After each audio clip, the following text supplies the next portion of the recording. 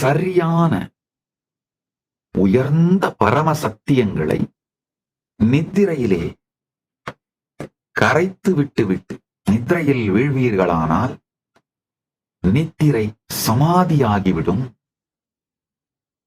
வெறும் 10 நாள் ட்ரை பண்ணுங்க. நீங்க பாப்பீங்க, காலையில எந்திரிச்சு உங்களுடைய உள் பேச்சும் உணர்ச்சி அடித்தளமும் நினைத்து பார்க்க முடியாத அளவிலே மாறி போய்விடும். உங்களுக்கு நானா இவ்வளவு பீஸ்ஃபுல்லா இருக்கேன், இவ்வளவு நல்லா இருக்கேன், இவ்வளவு பியூட்டிஃபுல்லா இருக்கேன், என்ன ஆச்சு எனக்கு? இந்த சாமியார்ட்ட ஏதோ சக்தி இருக்குப்பா. அது என் சக்தி இல்லையப்பா, உங்கள் சக்தி அப்பா, உங்கள் சக்தி ஐயா.